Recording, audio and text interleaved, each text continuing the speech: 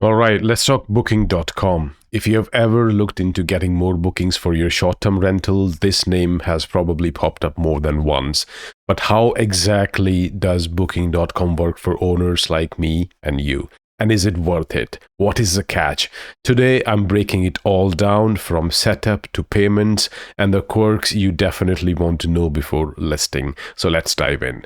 So what even is Booking.com? Booking.com is one of the biggest OTAs, that's short for online travel agency, on the planet. It started with hotels, but now includes vacation rentals, guest houses, B&Bs, and everything in between.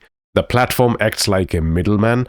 Guests find it, book it, and boom, you've got a reservation. There is no messaging back and forth to approve a request. It's instant booking only. That means less friction for guests, but also more responsibility on you to keep things accurate and synced. And creating a listing on Booking.com is actually really straightforward. You just register on their extranet, which is just a fancy word for their backend dashboard.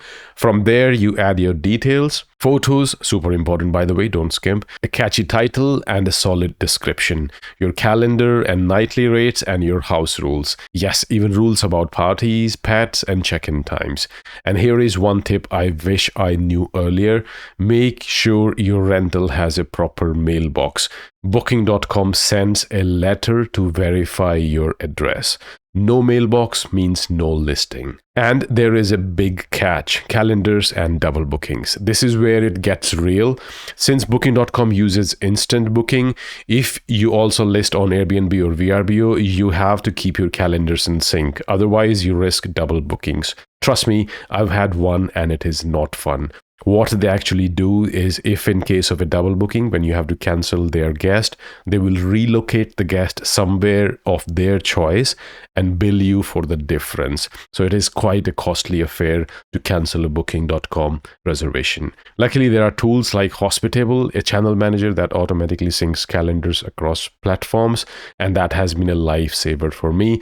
I will leave a link for Hospitable in the description for you to check it out. And if you're wondering how the money works with Booking.com, you can either collect the money yourself or let them handle the payments. And if you let Booking.com process the payments, they will send you your money via bank transfer, and it is usually every month depending on your settings. And if you collect payments yourself, you will need to offer clear options: cash transfer, credit card, and all that, and you will have to communicate that with the guest as well. Booking.com also supports tons of payment methods like PayPal, Apple Pay, Google Pay, and it opens you up for more international guests, which is a big win. And what about fees? Listing on Booking.com is free, but once you start getting bookings, they will take a commission, which is 15% from each reservation. It is not cheap, but you know what? None of the platforms is cheap. They all charge about the same fee. But the kind of exposure you get, especially in a competitive market, it can be totally worth it. Just bake that info into your pricing and you will be good. And if you want to level up, Booking.com offers a few paid options as well to boost your listing, which you won't find anywhere else, like VRBO or Airbnb do not allow such paid promotions, but Booking.com does. They have a Genius program where you offer a small discount to loyal users, and in return, you get better placement and more eyes on your listing. The other one is a preferred partner program where you pay a bit more commission to Booking.com, but it gets you a thumbs up badge and even higher visibility. And the last one is Visibility Booster.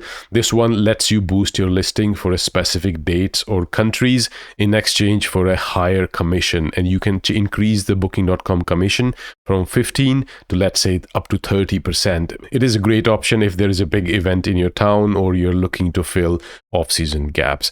All of these come at a cost, but again, if you play it smart, they can pay off. And there are things that feel different. Booking.com isn't Airbnb. That is something I learned fast. There is no profile picture culture, no personal host to guest vibe. It is more transactional, so you've got to make your listing do the talking. Also, Booking.com does not offer the possibility to make or decline booking requests. Instead, guests can only book directly and blindly.